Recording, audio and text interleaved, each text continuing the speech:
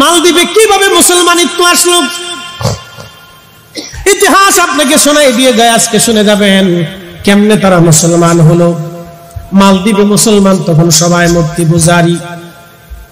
আরব বণিক দলেরা জাহাজ ভরে ব্যবসা করার জন্য তারা রওনা করেছে। ঝড় তুফানে জাহাজ ডুবি হলো কোন রকম কাঠের এক তক্তার উপরে ভেসে। একজন আরব বণিক তিনি ভাসতে ভাসতে ভাসতে ভাসতে মালদ্বীপে এসে পৌঁছাইলেন। মালদ্বীপে পৌঁছানোর পরে তিনি যখন মালদ্বীপে আসলেন, লক্ষ্য করলেন মালদ্বীপের লোকজনের মন খারাপ, সবার মন বেজার, সবাই মনক্ষুণ্ণ হয়ে পড়ে আছে। ব্যবসা বাণিজ্য তেমন ভালো না, কেউ কারোর সাথে তেমন কথাবার্তা বলে না, সবার মন খারাপ। কারণ কি? জিজ্ঞেস করলো তোমাদের মন কেন খারাপ হয়ে আছে? ওরা বলল দেখো, প্রত্যেক বছরে এই সাগর থেকে একটা দূত উঠে আসে।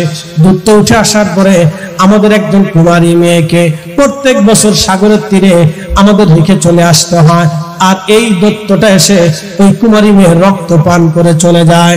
ওই দৈত্য জিনটা আসে কুমারী মেয়েটাকে হত্যা করে ছিন্ন বিচ্ছিন্ন করে রেখে দিয়ে সে চলে যায়।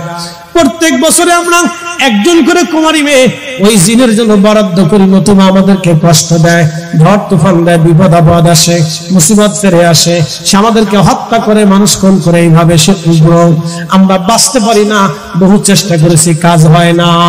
কিন্তু এই বছর আমাদের মন খারাপ কেন তুমি জানো না? এই প্রত্যেক বছর আমরা লটারি করি, প্রত্যেক বছর লটারিতে এক একজন মেয়ের নাম আসে, প্রত্যেকজন মেয়ের নাম আসে, কিন্তু এই বছর যার লটারিতে নাম আসছে তিনি আমাদের এই দেশের রাজার মেয়ে, বাদশার মেয়ের নাম আসছে। এখন বাদশার বক্তব্য হলো আমার মেয়ের যেহেতু নাম আসছে, অতএব আমার মেয়েকে আমরা সমুদ্রে পাঠাবো। আর আমরা বলছি না, বাদশার মেয়ে আমরা দেব না।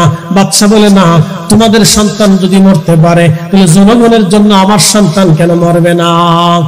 আমাদের সবার মন খারাপ, রাজ পরিবারের সবার মন খারাপ, বাচ্চার একটা মাত্রই সন্তান। এখন বলো তো এই অবস্থায় আমরা কি করে খুশি থাকতে পারি? তখন ওই আরব বণিক তিনি ছিলেন মুসলমান, তিনি আল্লাহর কোরআনের হাফেজ। একবার জোরে বলা যাবে কি মারহাবা। একজন আল্লাহওয়ালা বুজুর্গ আল্লাহর ওলি, কোরআনের হাফিজ, তিনি বলতেছেন শোনো, তোমার বাদশার কাছে আমাকে নিয়ে চলো, এই বিপদ থেকে আমি তোমাদেরকে উদ্ধার করতে পারি। লোকেরা তাকে নিয়ে চলে গেল। বাদশাকে বললেন, বাদশা আমি আরব একজন বণিক, কোরআনের হাফেজ, আমি মুসলমান, তোমাদেরকে এই বিপদ থেকে আমি উদ্ধার করতে পারি, কিন্তু আমার একটা শর্ত আছে। বলে কি শর্ত? তোমরা ওই মেয়েটাকে সমুদ্রের পাড়ে পাঠাবা না, ওই সমুদ্রের যে ঘরের মধ্যে তোমরা মেয়েটাকে রেখে আসো, ওই ঘরের পাশে আমি যে বসে থাকবো। আর যদি ওই দৈত্যটা চলে যায়, কোনদিন যদি না ফিরে আসে, তাহলে বলো রাজা, তোমরা সবাই মিলে কি আমার ধর্ম মানবানি? কোরআনের হাফেজ আল্লাহর ওলি, দিন তারিখ নির্দিষ্ট। রাজা বললেন ঠিক আছে, এই বিপদ থেকে যদি আমরা বাঁচতে পারি, ওই দানব থেকে যদি বাঁচতে পারি, তুমি মুসলমান, তোমাদের ধর্ম আমরা সবাই মেনে নেব। আমার দেশের এই মালদ্বীপের যত আমরা মানুষ আছি, আমরা সবাই একসাথে তোমার এই ধর্ম মেনে নেব। যেই রাত্রিবেলা দ্বীপের ভিতরে, সাগরের ভিতর থেকে ওই দৈত্য উঠে আসে, সে সময় আল্লাহু আকবার, এই কোরআনের হাফেজ আল্লাহর ওলি তিনি বাদশার মেয়েকে রাজ দরবারে রেখে দিয়ে নিজে চলে গেলেন। তিনি কোরআনের হাফেজ, তিনি কোরআনের হাফেজ ছিলেন। তিনি ওই ঘরের পাশে চুপচাপ বসে আছেন সমুদ্রের পাড়ে, যে ঘর নির্মাণ করে কুমারী মেয়ে রেখে আসতে হয়। গভীর রাত, লক্ষ্য করলেন সমুদ্র থেকে একটা দানব উঠে আসতেছে। মনে রাখবেন, জিনদের ভিতরে বড় বড় শক্তিশালী জিন, তারা সাগরের ভিতরে লুকায়িত থাকে। সাগরের ভিতরে বড় বড় জিনেরা সাগরের মধ্যে তাণ্ডব চালায়, ঝড় তুফান আসে, সাগরে বিরাট বড় বড় দুর্যোগ আসে জিনদের কারণে। বড় বড় জিন সাগর থেকে, সাগরের তলদেশে তারা বসবাস করে। নবী সুলাইমান আলাইহিস সালামের জামানাতে এই বড় বড় জিন সাগরের ভিতরে তারা পালিয়ে চলে গিয়েছিল। সাগরের গহীনে যারা তারা বসবাস করে, তারা সাগরের গহীন থেকে সে দুনিয়ায় মানুষের কষ্ট দিয়ে থাকে।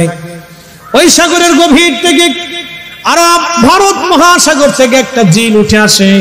ঠিক এমন সময় আরব বণিক আল্লাহর ওলি কোরআনের হাফেজ তিনি ওইখানে বসে বসে কোরআন শরীফ সূরা ইয়াসিন তেলাওয়াত শুরু করে দিলেন। সূরা ইয়াসিন যখন তেলাওয়াত শুরু হয়ে গেল, আল্লাহু আকবার, কোরআনের আওয়াজ যখন জিনের কানের মধ্যে গেছে, জিন চিৎকার মারতে মারতে সাগরের অতল গহ্বরে পালিয়ে চলে গেল। আর কোনদিন মালদ্বীপের জমিনে ওই দানব জিন আর কোনদিন ফিরে আসে না। আল্লাহু আকবার। পরের দিন সকালবেলা রাজা এবং তার লোকেরা মালদ্বীপ থেকে রওনা দিয়ে চলে গেল।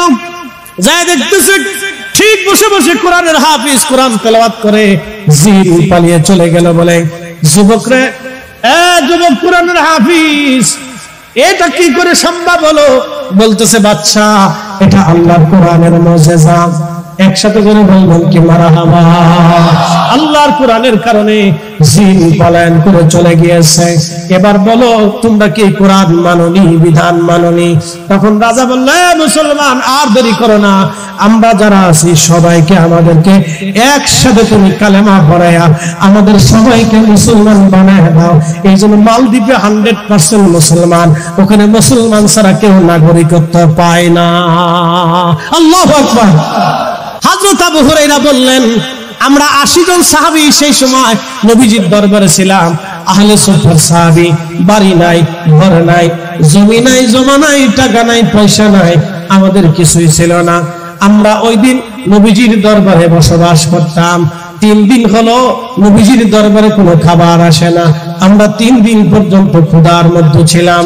ক্ষুধার যন্ত্রণা সহ্য করতে না পেরে হযরত আবু হুরায়রা বলতেন, দুনিয়ার মানুষে আমি পেটের মধ্যে পাথর দিয়ে, কাপড় দিয়ে চাপা দিয়ে বেঁধে ধরে রাখতাম।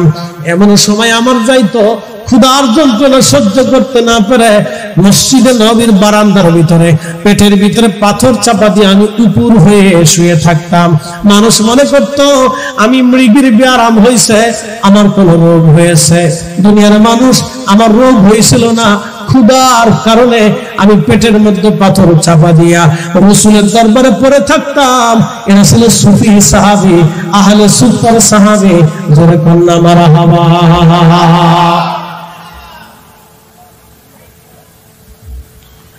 এরা আহলে সুফার সাহাবী। আবু হুরায়রা বললেন, 3 দিন পর্যন্ত ক্ষুধার্ত, কোনো খাবার নাই, নবীর বাড়ি কোনো খাবার আসে নাই, কোন সাহাবী খাবার নিয়ে আসে না।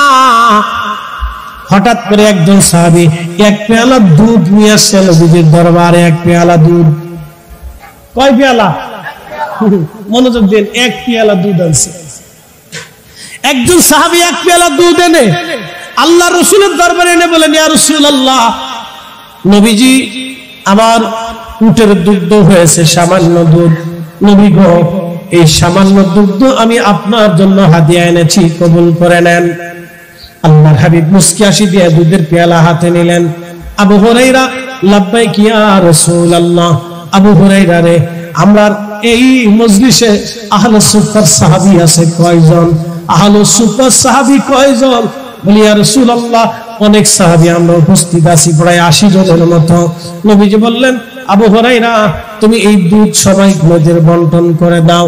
আবু হুরায়রা মনে মনে চিন্তা করেন, আমি তো 3 দিন পর্যন্ত না খেয়ে আছি, 80 জন সাহাবী সবাই তো 3 দিন পর্যন্ত ক্ষুধার্ত আছে, এই 1 পেয়ালা দুধ আমারই তো পেট ভরবে না। আমি 80 জন সাহাবীর ভিতরে 1 পেয়ালা দুধ কেমনে বন্টন করব? আল্লাহর নবী বলেন, আবু হুরায়রা, বিসমিল্লাহ বলে শুরু করে দাও। আবু হুরায়রা বললেন, বিসমিল্লাহ বলে আমি দেওয়া শুরু করলাম। সব সাহাবীরা বিসমিল্লাহ বলে দুধের পেয়ালায় মুখ লাগায় খাইতে লাগলো। দুধ পান করতে করতে করতে করতে 80 জন সাহাবী পেট ভরে দুধ পান করার পরে নবীজির হাতে দিলাম। আল্লাহর নবী নিজেও দুধ পান করলেন। পান করার পরে বলেন, আবু হুরায়রা, পেয়ালার মধ্যে দুধ যা আছে সব তোমার। আবু হুরায়রা বললেন, আমি বিসমিল্লাহ বলে দুধ পান শুরু করলাম, 80 জনকে খাওয়াইলাম। আমার নবী দিয়ে 81 জন, আমি দিয়ে 82 জন। 82 জনের মাথায় আনার পরে দুধের পেয়ালা মুখে মুখে দিয়া বিসমিল্লাহ বলে যখন খাওয়া শুরু করলাম, খাইতে খাইতে আমি আবু হুরায়রার 3 দিনের ক্ষুধার পেট ভরে গেল, কিন্তু দুধের পেয়ালায় দুধ কমলো না।